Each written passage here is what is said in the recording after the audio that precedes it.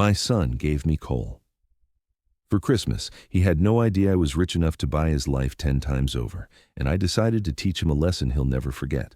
The Christmas morning light filtered through my frost-covered windows as I sat alone at my kitchen table, staring at the small black lump in my weathered palm. Coal. My own son had given me a piece of coal for Christmas, not as a joke, not wrapped in colorful paper with a wink and a smile.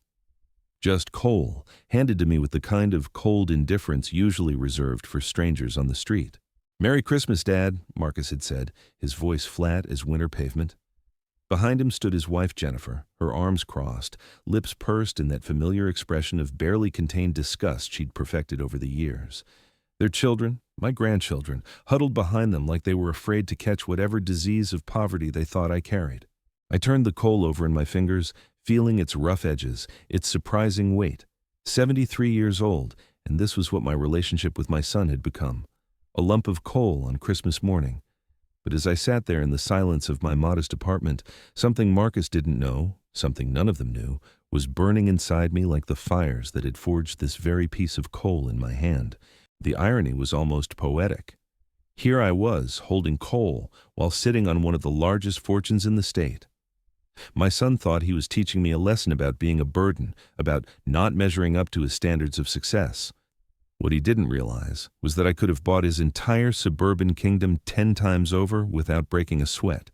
But let me take you back to where this story really begins, because what happened next wasn't just about revenge or family drama. It was about justice, about respect, and about showing someone exactly what happens when you mistake kindness for weakness.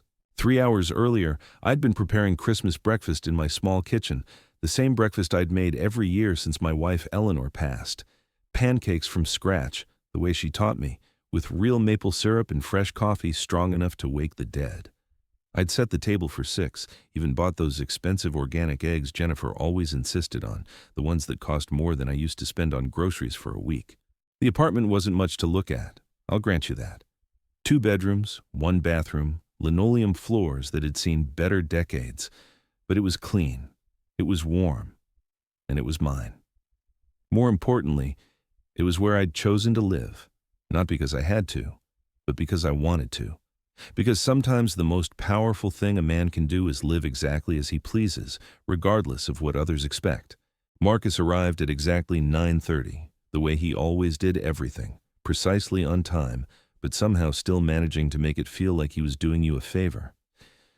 Jennifer emerged from their luxury SUV like she was stepping onto foreign soil, her designer boots clicking against my cracked sidewalk with obvious distaste. The children, Tommy and Sarah, 8 and 10 years old, stayed glued to their phones, already bored by the prospect of visiting their grandfather. "Dad," Marcus said, giving me the kind of handshake businessmen reserve for deals they're not sure they want to make. He looked around my living room with those calculating eyes I'd watched develop over the years, the same eyes that had once sparkled with wonder when I'd take him fishing or teach him to throw a curveball in the backyard of our old house. Jennifer barely managed a nod in my direction before settling onto my couch, like she was afraid it might contaminate her outfit. Designer everything, from her handbag to her shoes, all purchased with money from the law firm where Marcus worked 70-hour weeks climbing toward a partnership that would never quite seem within reach. "How are the grandkids?" I asked, genuinely wanting to connect with Tommy and Sarah, but they didn't even look up from their screens. Jennifer answered for them, the way she always did. "They're fine. Very busy with school and activities. We've got them in piano, soccer, French tutoring, and advanced mathematics. It's important they stay competitive." She said the word competitive like it was a religious doctrine, something sacred that people like me couldn't possibly understand. I served breakfast on my everyday plates, not the good china Eleanor and I had received as wedding gifts 45 years ago. That china was packed away in boxes, too precious to use, too meaningful to risk breaking. Jennifer picked at her pancakes like she was dissecting a lab specimen, while Marcus checked his phone between bites, already mentally back at the office despite it being Christmas morning. "Dad, we need to talk," Marcus said, setting down his fork with the kind of deliberate precision that told me this conversation had been rehearsed. "Jennifer and I have been discussing your situation, and we're concerned." My situation. As if being 73 and living in a modest apartment was some kind of medical condition that required intervention. Borcho, what situation is that, son? I asked, though I already knew where this was heading. We'd danced around this conversation for months, with Marcus dropping hints about retirement communities and Jennifer making comments about the burden of elderly care. This place, Dad, living alone at your age, in this neighborhood, it's not safe. It's not appropriate for someone in your position.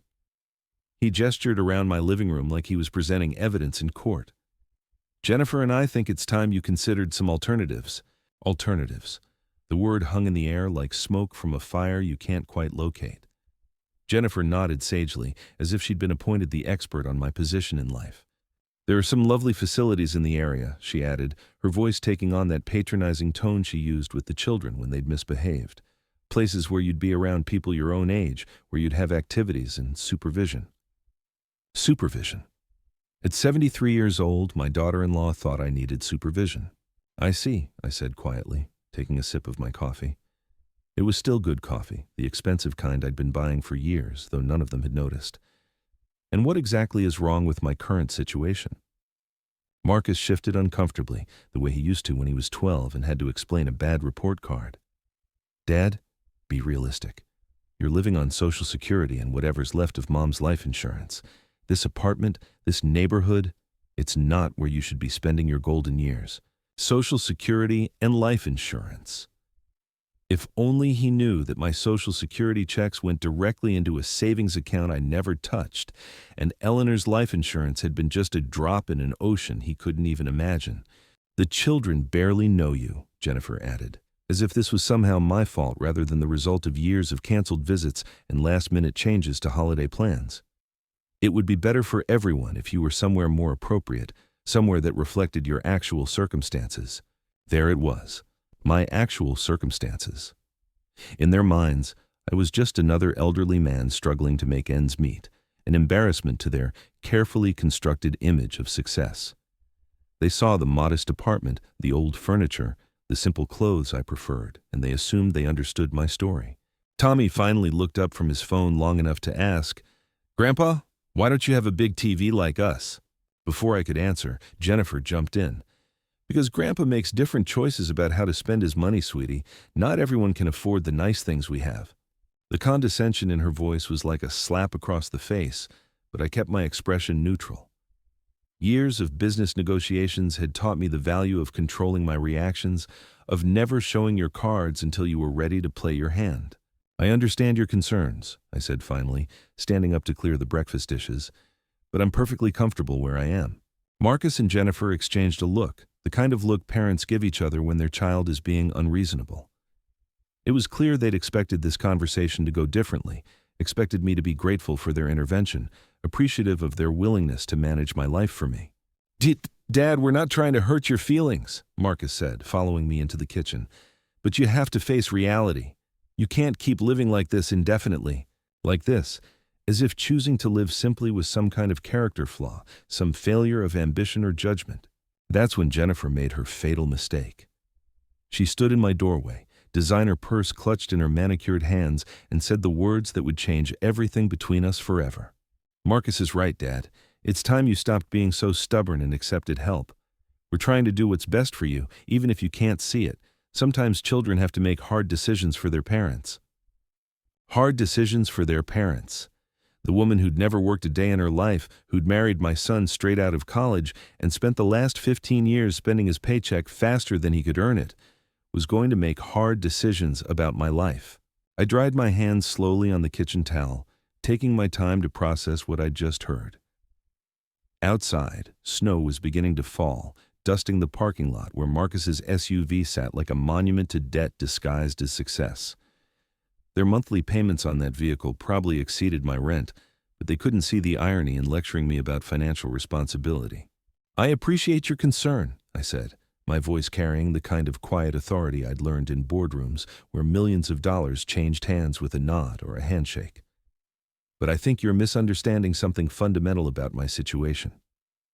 That's when Marcus pulled out the coal. He held it out like it was a gift, this lump of coal, black as his intentions and twice as crude. The symbolism wasn't lost on me, though I suspected it was lost on him. Coal, the foundation of fortunes, the fuel that had powered empires, the very substance that had built the wealth he couldn't even comprehend, existed. "This is for you, Dad," Marcus said, his voice carrying that particular brand of cruelty that comes wrapped in righteousness. "Since you seem determined to live like you're stuck in the past, I thought you might appreciate something that belongs there too." Jennifer actually smiled at this, a thin, satisfied expression that told me she'd probably suggested this particular humiliation herself. The children looked uncomfortable now, even through their digital distractions, sensing the shift in the room's atmosphere from awkward to something much darker. I took the coal from my son's hand, felt its weight, its texture, its possibilities. In that moment, I made a decision that would reshape everything they thought they knew about power, about respect, and about the consequences of underestimating someone you should love. "Thank you," I said simply, turning the coal over in my palm like I was examining a precious stone, which, in a way, I was. "This is actually perfect." The confusion on their faces was immediate and obvious. They'd expected anger, hurt, maybe tears. What they got instead was calm acceptance, and that unsettled them more than any outburst could have. "Perfect?" Jennifer asked, her voice sharp with suspicion. "Absolutely," I replied, walking back to my living room and settling into my worn recliner, the coal still cradled in my hands. You see, coal is fascinating when you really think about it. Do you know what coal becomes under the right pressure, given enough time? Marcus rolled his eyes, that gesture of dismissive impatience he'd perfected in his teenage years and never quite outgrown. "Dad, please don't turn this into one of your lectures about geology or whatever. But I was just getting started, and for the first time in years, I felt truly alive during one of their visits." "Diamond," I said, ignoring his interruption. "Coal becomes diamond, the most valuable substance on Earth, formed by incredible pressure and unimaginable time. Funny how that works, isn't it? Something people look down on, something they associate with poverty and dirt, transforms into something so precious that men spend months of their salary just to buy a tiny piece of it." I could see Jennifer's eyes narrowing, her lawyer's wife instincts, telling her there was more to this conversation than a simple science lesson. She was right, of course, but she had no idea just how right she was. "The thing about pressure," I continued, standing up and walking to my bookshelf where I kept a few carefully chosen mementos from my past life, "is that it reveals what something really is underneath. Take this house, for instance. You look at it and see failure, embarrassment, evidence of a man who never amounted to much." I pulled down a small framed photograph, one I'd kept deliberately obscured behind other items for years. It showed a much younger version of myself standing next to a massive industrial complex, hard hat on my head, the biggest smile you've ever seen on my face. But what you don't see is choice. What you don't understand is the difference between can't afford and choose not to spend. I set the photograph on my coffee table where they could all see it clearly. This is me at the groundbreaking ceremony for the Morrison Industrial Complex in 1987. Perhaps you've heard of it? The color drained from Marcus's face so quickly I thought he might faint. Morrison Industrial Complex wasn't just any facility. It was one of the largest manufacturing operations in the state, employing thousands of people, generating hundreds of millions in revenue annually. "That's impossible," Jennifer whispered, but her voice lacked conviction. "The Morrison name might ring a bell for you, Jennifer, since your husband worked so hard trying to impress the Morrison family's legal team. What Marcus has never told you, what he doesn't know himself, is that Morrison Industrial Complex was my company. I built it from nothing, grew it into an empire, and sold it 15 years ago for more money than most people see in several lifetimes."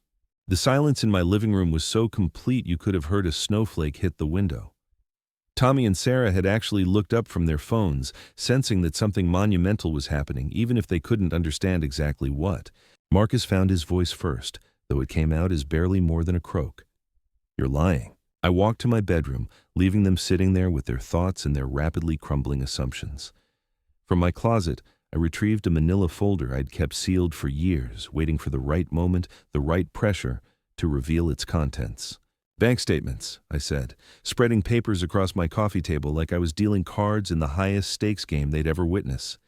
"Investment portfolios, property deeds, stock certificates, 15 years' worth of documentation showing exactly what your old man's actual circumstances really are." Jennifer leaned forward despite herself, her eyes scanning numbers that made her designer lifestyle look like playing with toy money. Marcus sat frozen, his world reshaping itself with each document he processed. $47 million, I said quietly, letting the number settle into their consciousness like sediment in still water. That's what I walked away with when I sold Morrison Industrial. Not counting investments, not counting the growth over the past 15 years, just the initial sale. The coal in my hand felt different now, not like a symbol of poverty, but like what it truly was, the compressed remains of something that had once been alive, transformed by pressure into something entirely new. But why? Marcus asked, his voice breaking like he was 12 years old again and trying to understand why his parents were getting divorced. Only this time, the divorce was between his perception of reality and the truth that had been living quietly in my modest apartment all along. Why live like this when you could afford anything? Why let us think you were struggling? Why let us worry about you being alone and poor? And his voice trailed off as he realized what he was really asking. Why did I let you treat me like a burden? I finished for him. Why did I sit quietly while you and your wife discussed putting me away like an embarrassing piece of furniture? Why did I accept your pity and your condescension and your complete lack of respect? I sat back down in my recliner, still holding their Christmas gift, still amazed by the perfection of their choice. Because I wanted to see who you really were underneath all the pressure. I wanted to understand what kind of man my son had become when he thought no one important was watching. I wanted to know if the values I'd tried to teach you had survived contact with a woman who measures worth in designer labels and social status. Jennifer's face had gone from pale to flushed, her carefully maintained composure cracking like ice in spring. This is insane. If you had money all this time, if you could have helped us with the house payments, the children's education, Marcus's career, helped you? I stood up again, and for the first time in years, I felt my full height, my full presence, my full authority filling the room. You mean funded your delusions? Enabled your lifestyle inflation? Taught my grandchildren that money appears magically when you need it, without work or sacrifice or appreciation? The truth was settling over them like a heavy blanket, suffocating their comfortable assumptions about who held the power in our family dynamic. I've been watching, Marcus. Watching you struggle with mortgages you couldn't afford, cars you didn't need, keeping up with neighbors who were just as financially overextended as you were. Watching you stress and worry and work yourself into exhaustion, all while looking down on your father for not measuring up to your standards of success. Marcus opened his mouth to speak, but I wasn't finished. Do you know what I've been doing with my money all these years? Really doing with it? I've been giving it away. Quietly, anonymously, strategically. Children's hospitals, scholarship funds, food banks, homeless shelters. $47 million buys a lot of Christmas dinners for families who actually appreciate them. The coal was warm in my palm now, heated by my grip and my rising emotions. I've helped hundreds of families keep their homes when medical bills threatened to destroy them. I've sent dozens of kids to college who never would have had the chance otherwise. I've funded medical research, supported veterans programs, built playgrounds in neighborhoods where children had nowhere safe to play. Jennifer was crying now, though whether from shame or anger or sheer overwhelming shock, I couldn't tell. But my own son, my own grandchildren, they never got a penny of direct help from me. Do you know why? Because I wanted to see if you could stand on your own 2 feet without a safety net made of someone else's money. I wanted to know if you'd learned the value of earning what you had, of appreciating what you worked for, of treating people with dignity regardless of their apparent circumstances. Marcus was staring at the bank statements like they were written in a foreign language. Numbers that represented more wealth than he'd ever imagined, sitting quietly in accounts managed by men who called me Mr. Morrison with the kind of respect he'd never shown his own father. Every month, I watched you struggle with bills. Every holiday, I listened to Jennifer complain about not having enough money for the things she wanted. Every conversation we had eventually turned into subtle hints about how hard things were for you, how much easier life would be if you just had a little more capital to work with. I walked to my kitchen window, looking out at the parking lot where their SUV sat gleaming in the Christmas morning snow. The monthly payments on that vehicle could have fed 3 families for months, but they saw it as a necessity, a symbol of their status, their success. You know what I kept waiting for? I kept waiting for one of you to ask about me. Not about my finances, not about whether I needed help, but about how I was doing, whether I was lonely, whether I missed your mother, whether I had dreams or fears or hopes for my remaining years. The silence behind me was so thick I could have cut it with a knife. I turned back to face them, these people who shared my blood but had become strangers over the years. Instead, every visit became an evaluation. You'd look around this apartment like you were conducting an inspection, taking inventory of everything that didn't meet your standards. The furniture was too old, the neighborhood wasn't safe enough, the lifestyle wasn't appropriate for someone in my position. Jennifer finally found her voice, though it came out smaller than I'd ever heard it. "We were worried about you. We thought you were struggling. You thought I was embarrassing you," I corrected. "There's a difference. You weren't worried about my well-being. You were worried about what people might think if they knew Marcus Morrison's father lived in a modest apartment and shopped at discount stores." Tommy and Sarah were staring at me now with something approaching awe, like they were seeing their grandfather for the first time. Which, in a way, they were. "Do you want to know what real wealth looks like?" I asked, settling back into my chair with their Christmas coal still warm in my hand. "It's not the car in your driveway, or the size of your house, or the designer labels in your closet. Real wealth is the freedom to live exactly as you choose, without owing anyone anything, without needing anyone's approval." I gestured around my simple living room, at the furniture I'd chosen because it was comfortable, not because it impressed visitors, at the books I'd collected over decades of learning and growing, at the photographs of Eleanor and me from times when happiness didn't require a credit limit. "This apartment represents more freedom than your mansion ever will. Every month, you send checks to mortgage companies, car dealerships, credit card companies. You're not living in luxury, you're living in debt, disguised as success. I own everything you see here, completely and outright. No payments, no obligations, no one who can take it away if I miss a deadline." Marcus was shaking his head slowly, like he could deny reality through sheer force of will. "But why didn't you tell us? Why let us worry? Why let us think you needed our help?" "Because I wanted to see what kind of help you'd offer. I wanted to understand whether your concern came from love or from shame. And now I know." The coal felt lighter in my hand, like it was ready to transform into something else entirely. "Your help came with conditions. Your concern was wrapped in judgment. You didn't want to help me live better. You wanted to help me live in a way that wouldn't embarrass you in front of your friends." Jennifer was wiping her eyes with tissues from her designer purse, leaving mascara streaks that probably cost more than most people's grocery budget. "This isn't fair. How are we supposed to know? You never gave us any indication that you had money." "I gave you every indication that I had dignity," I replied. "I gave you every sign that I deserved respect regardless of my apparent financial situation. But you couldn't see past the surface, couldn't imagine that a man might choose simplicity over ostentation." I stood up and walked to my bookshelf again, pulling down a leather-bound journal I'd been keeping for the past 5 years, pages and pages of careful notes, documenting every slight, every condescending comment, every moment when they'd made me feel small. November 15th, 2 years ago. Jennifer told the children they couldn't have friends over to Grandpa's apartment because it wasn't nice enough. March 3rd, last year. Marcus suggested I might be developing dementia because I couldn't remember which expensive restaurant they'd taken me to the previous month. July 22nd. Jennifer explained to her sister on the phone, while I was sitting right there, that they were doing their best to manage my decline gracefully. Each entry I read aloud landed like a physical blow. I watched their faces change as they heard their own words reflected back at them, saw themselves through my eyes for perhaps the first time. September 9th. Marcus told a colleague at his firm that his father was one of those elderly people who just refused to accept reality about their circumstances. October 31st. Jennifer told the neighbors that they were looking into assisted living facilities for me because I was becoming a burden they couldn't handle much longer. The journal fell silent in my hands, 5 years of accumulated hurt and disappointment condensed into careful, factual observations. Every single one of these moments was a test.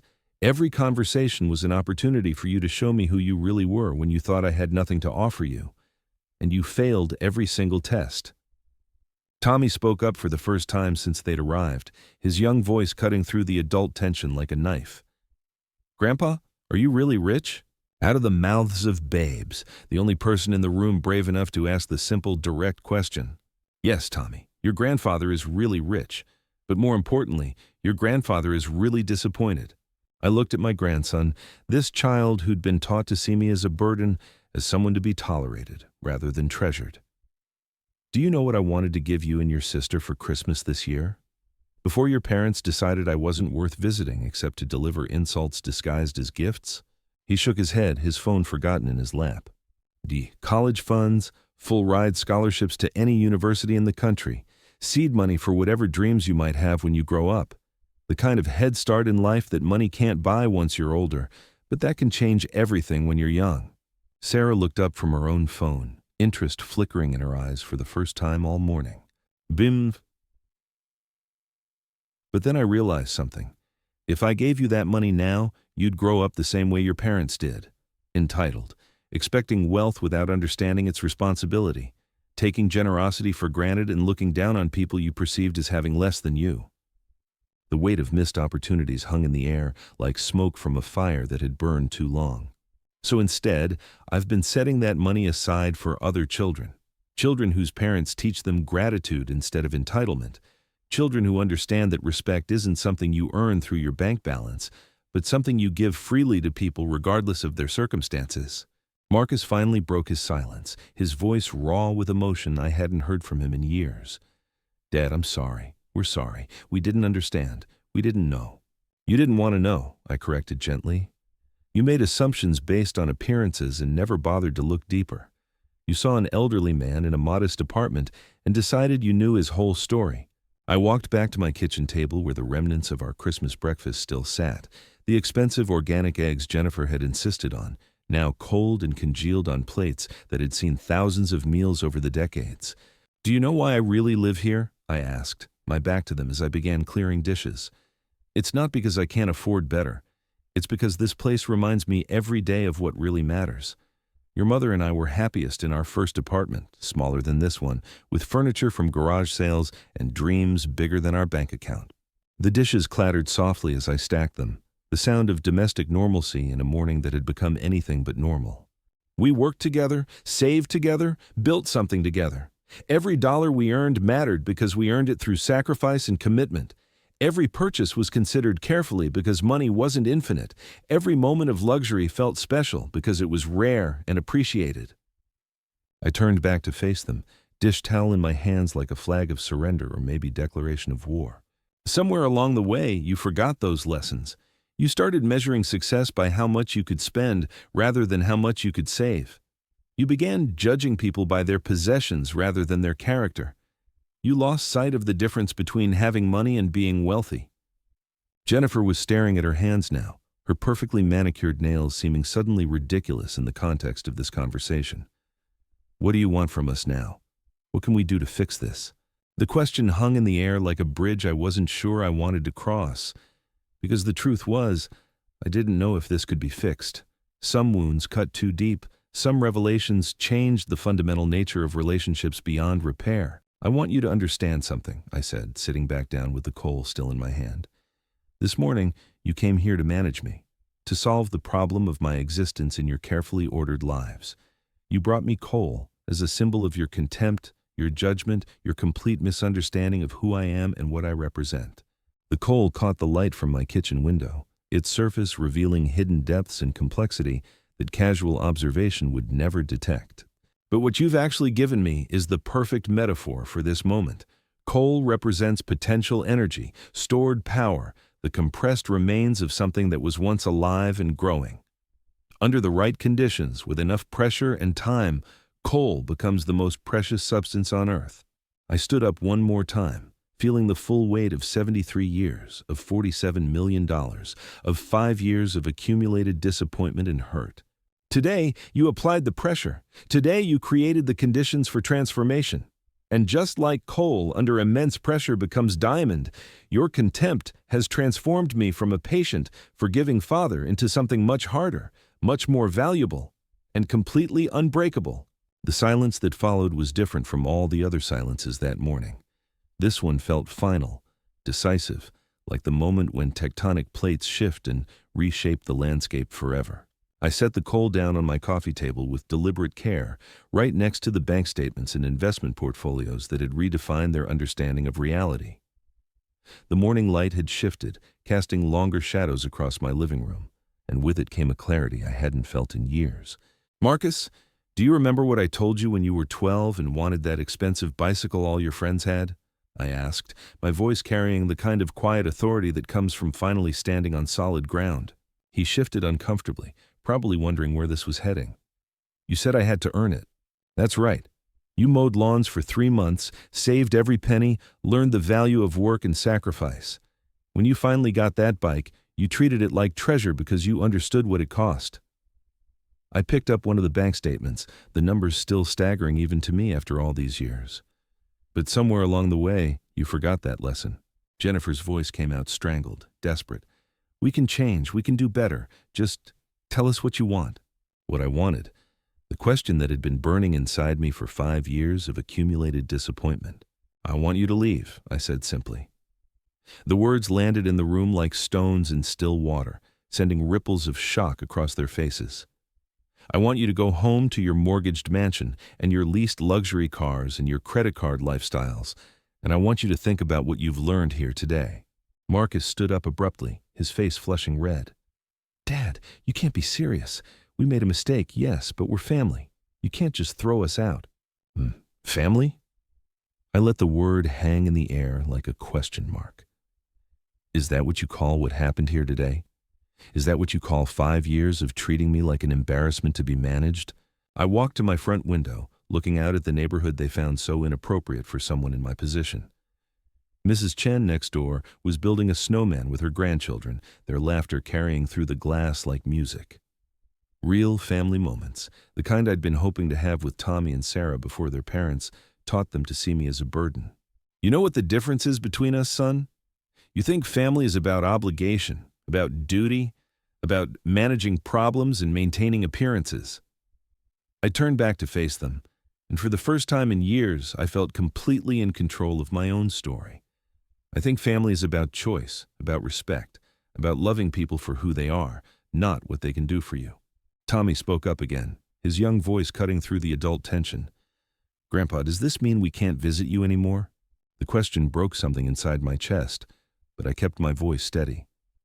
"That depends, Tommy. Do you want to visit your grandfather or do you want to visit his bank account?" The child looked confused, which was exactly the point. He shouldn't have to think about money when considering whether to spend time with family. But his parents had made it impossible to separate the two. Jennifer was crying again, but this time there was something different in her tears. Not just shock or embarrassment, but what might have been the first glimmer of genuine remorse. "We ruined everything, didn't we?" she whispered. "We completely ruined everything." "You revealed everything," I corrected. "There's a difference. You showed me exactly what kind of people you'd become when you thought no one important was watching. That's not ruin, that's clarity." I walked to my bedroom and retrieved something I'd been saving for years, waiting for the right moment. A small wooden box, hand-carved by a craftsman I'd met during my travels after Eleanor died. Inside were 2 items, a key and a photograph. "This," I said, setting the photograph on the coffee table next to their Christmas coal, "is the deed to a house. 3,000 square feet, mountain views, completely paid for. I bought it 2 years ago with cash." Marcus leaned forward, studying the image of a beautiful home that would have solved all their financial problems and elevated their social status beyond their wildest dreams. "It was going to be your Christmas gift, the whole family. A place where Tommy and Sarah could have their own rooms, where you could entertain without worrying about mortgage payments, where Jennifer could host her charity events without embarrassment." The key caught the light as I held it up, solid brass and heavy with possibility. But gifts require worthy recipients, generosity requires gratitude, and respect, well, respect has to be earned through behavior, not purchased with presents. I dropped the key back into the wooden box and snapped it shut. Instead, this house is going to become a transitional home for families escaping domestic violence, women and children who understand the difference between a house and a home, who know the value of safety over status. Jennifer's sob was audible now, the sound of someone realizing they'd thrown away something irreplaceable. "Dad, please," Marcus tried one more time. "Give us another chance. Let us prove we can do better." You've had 5 years of chances, I replied, walking to my front door and opening it wide. The December air rushed in, carrying the scent of snow and possibility. Every conversation was a chance to show respect. Every visit was an opportunity to demonstrate love instead of judgment. Every interaction was a test of your character, and you failed every single one. They sat frozen on my couch. These people who'd driven here expecting to manage an elderly man's decline, and instead discovered they'd been dancing with a dragon. But here's what's going to happen next, I continued, my voice carrying the kind of quiet power that comes from holding all the cards. You're going to leave here today and think very carefully about the kind of people you want to be. Not because of my money, not because of what I might give you or take away, but because character matters regardless of circumstances. I pulled out my phone and showed them a contact list that would have impressed any Fortune 500 CEO. These are my lawyers, my financial advisors, my investment managers, people who've helped me give away more money in the last decade than most people see in several lifetimes. They're expecting a call from me this afternoon about some changes I need to make. Marcus's face went pale again. Changes. My will. My estate planning. My philanthropic commitments. You see, I've been leaving everything to you and the grandchildren, assuming that someday you'd grow into the kind of people who could handle that responsibility wisely. I scrolled through the contacts deliberately, letting them see names they'd recognize from business journals and newspaper society pages. But today's performance has convinced me that kind of wealth would only corrupt you further. The weight of their lost inheritance settled over them like a heavy blanket. Not just the money they'd never known existed, but the security, the possibilities, the legacy they'd thrown away with their arrogance and judgment. So instead, Marcus Morrison's children are going to learn what their father should have taught them years ago. They're going to discover the value of earning what they have, of working for their success, of treating people with dignity regardless of their apparent circumstances. I opened the door wider, a clear invitation for them to leave. Tommy, Sarah, I called to my grandchildren, who'd been watching this adult drama unfold with wide eyes and growing understanding. Remember this day. Remember that your grandfather loved you enough to teach you something your parents never could. Money doesn't make you better than anyone else. Character does. Jennifer gathered her designer purse with shaking hands, her perfect composure finally completely shattered. Marcus stood slowly, like an old man despite being 20 years younger than me. Dad, this isn't how family should end, he said, his voice breaking. Family ended the moment you handed me coal as a symbol of your contempt, I replied. What's happening now is consequences. They filed out slowly, these people who'd arrived with such confidence in their right to manage my life. Jennifer paused at the threshold, looking back with something that might have been genuine regret. We never meant to hurt you, she whispered. No, I agreed. You meant to dispose of me. There's a difference. The door closed behind them with a soft click, leaving me alone in my apartment with their Christmas coal and the scattered evidence of a fortune they'd never inherit. Outside, I could hear their SUV starting, the expensive engine that would take them back to their leveraged lifestyle and uncertain future. I picked up the coal again, feeling its weight, its texture, its hidden potential. In the silence of my living room, with the bank statements spread across my coffee table like a winning poker hand, I began to laugh. Not bitter laughter, not cruel satisfaction, but the deep, cleansing laughter of a man who'd finally stopped pretending to be less than he was. The laughter of someone who'd spent 5 years being diminished by people who couldn't see past their own limitations. My phone buzzed with a text message, probably Marcus trying to salvage something from the wreckage of their morning. I glanced at the screen and smiled. It wasn't Marcus at all. It was Dr. Sarah Martinez from Children's Hospital, thanking me for the anonymous donation that had just funded their new pediatric wing. $47 million could do a lot of good in the right hands, and mine had proven themselves to be exactly that. I deleted Marcus's contact information from my phone with the same deliberate care I'd used to set down the coal. Some bridges once burned were never meant to be rebuilt. Outside my window, Mrs. Chen's grandchildren were still building their snowman, their joy uncomplicated by adult concerns about money or status or appropriate circumstances. That's what family was supposed to look like. That's what love was supposed to sound like. I had work to do. phone calls to make, documents to revise, a legacy to redirect toward people who understood the difference between having wealth and being worthy of it. The coal sat on my coffee table like a promise, a reminder that pressure could transform anything into something precious, given enough time and the right conditions. Today had provided both the pressure and the conditions. Tomorrow would reveal what I'd become under that pressure, what kind of diamond could emerge from the compressed remains of a relationship that had died years ago, but was only now being laid to rest. The morning light continued to shift, casting new shadows across my simple living room, illuminating possibilities I hadn't allowed myself to consider while I was still playing the role of the grateful, manageable father. That man was gone now, transformed by the pressure of his son's contempt into something harder, clearer, and infinitely more valuable. The coal had done its work perfectly, becoming the catalyst for a transformation that would reshape everything they thought they knew about power, about respect, and about the true meaning of wealth. I was rich as Croesus, just as the old saying went, but more importantly, I was finally free to act like it. The silence that followed their departure felt different from any quiet I'd experienced in years. Not the hollow emptiness of loneliness, but the profound stillness that comes after a storm has finally passed.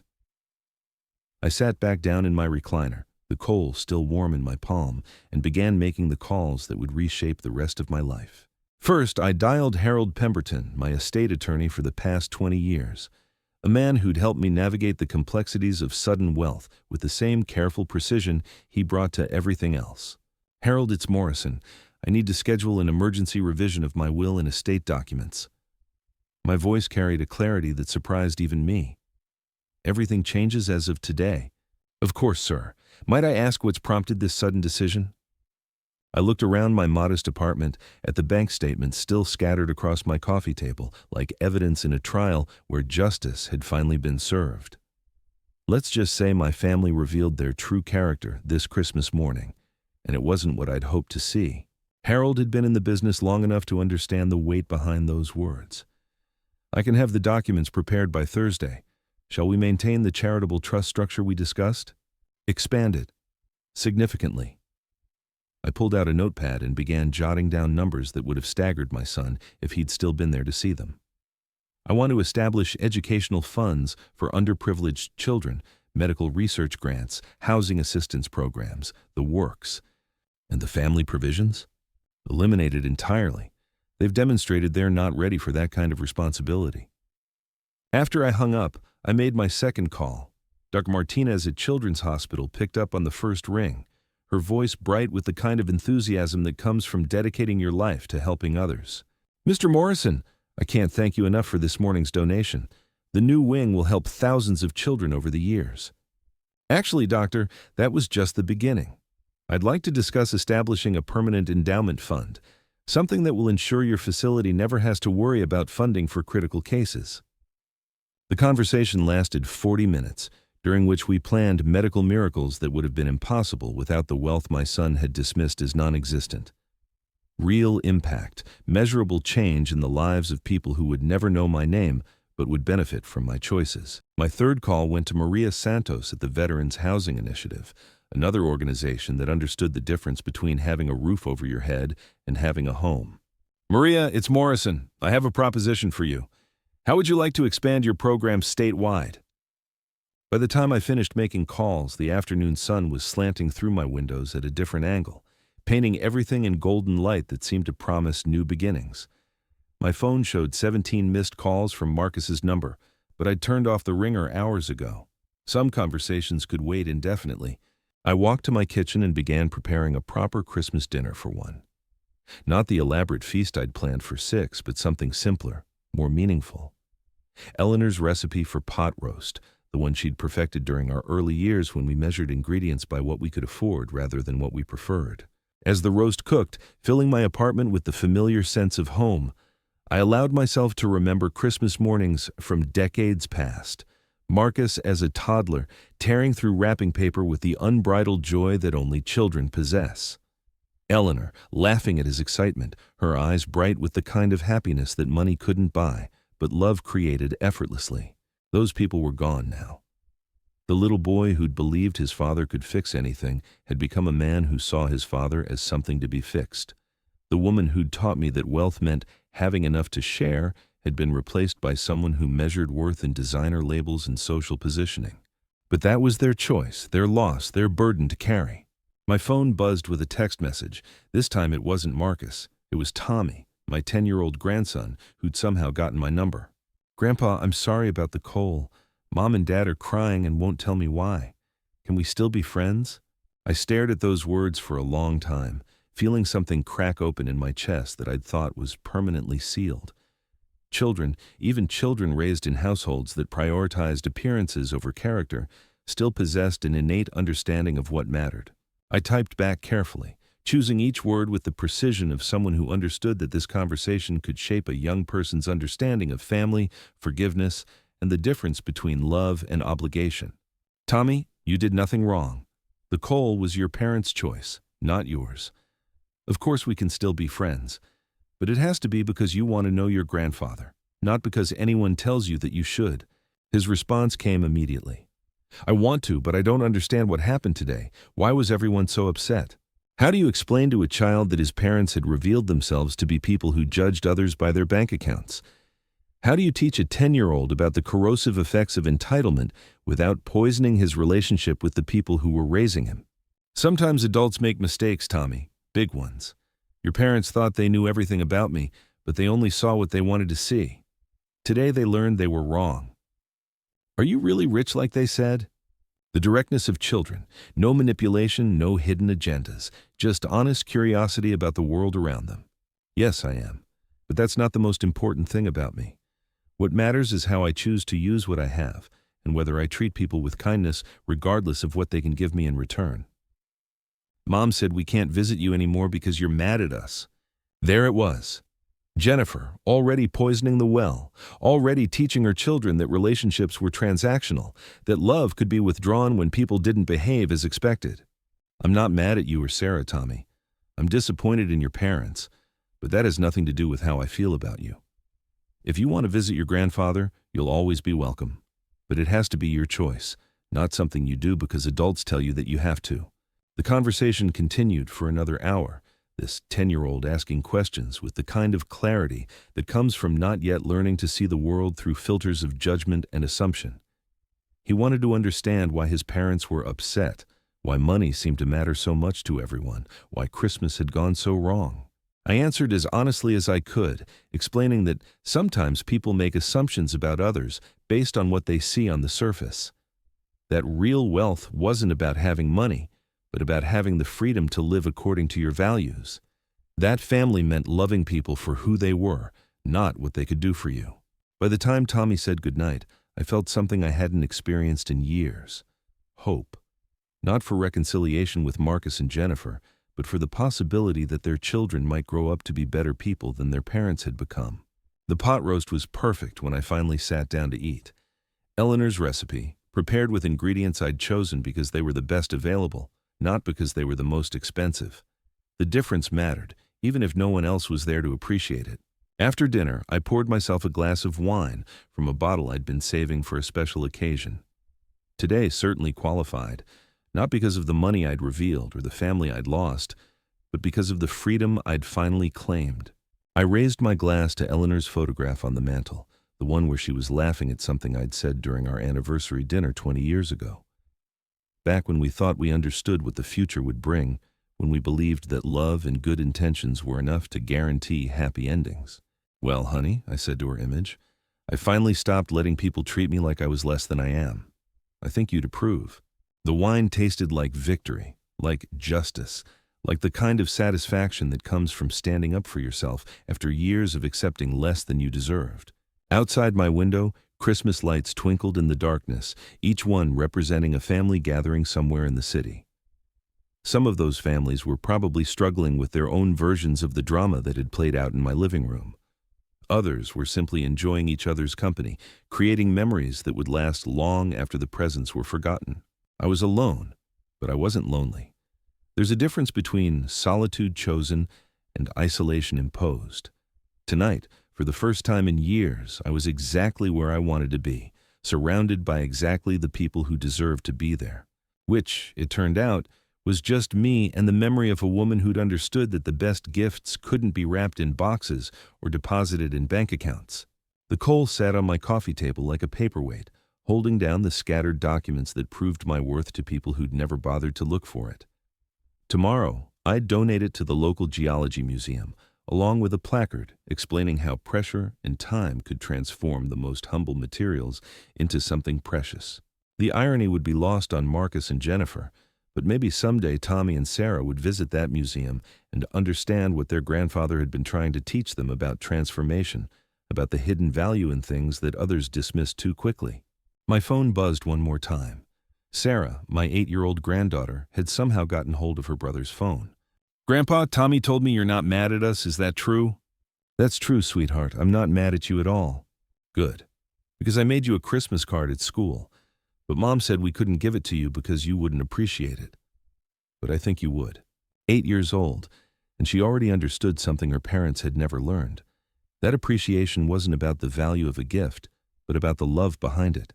"I would love to see your Christmas card, Sarah, more than anything else in the world. Can I mail it to you? I'll give you my address. But Sarah, I want you to remember something important. The best gifts don't cost money. They come from the heart. Your card will mean more to me than anything else I received today." And it would. Because it would represent the possibility that Marcus's children might grow up to understand what their parents had forgotten. That love wasn't transactional, that worth wasn't measured in dollars, and that the most precious things in life were often the simplest. As I finally prepared for bed, I felt a peace I hadn't experienced since Eleanor's death. Not the peace of resignation, but the peace of resolution. Of finally becoming the person I'd always been underneath the layers of accommodation and compromise I'd wrapped around myself to keep peace with people who didn't deserve it. The coal would stay on my coffee table for a few more days, a reminder of the morning when everything changed. When pressure finally created the conditions for transformation, when a lump of compressed carbon became the catalyst for a complete renovation of my life and relationships. I was rich as Croesus and finally free to act like it. But more importantly, I was finally free to demand the respect I'd always deserved from family members who'd taken my generosity for granted and mistaken my kindness for weakness. Tomorrow would bring new possibilities, new opportunities to use my wealth in ways that actually mattered. Tonight, I would sleep better than I had in years, knowing that I'd finally stopped pretending to be less than I was for people who couldn't appreciate what they'd been given. The Christmas lights outside my window gradually dimmed as neighbors settled in for the night, but the warmth in my chest burned steady and bright. Justice served, dignity restored, and a future that belonged entirely to me and the people who proved themselves worthy of sharing it. In the morning, I would wake up as myself again, fully and completely for the first time in years.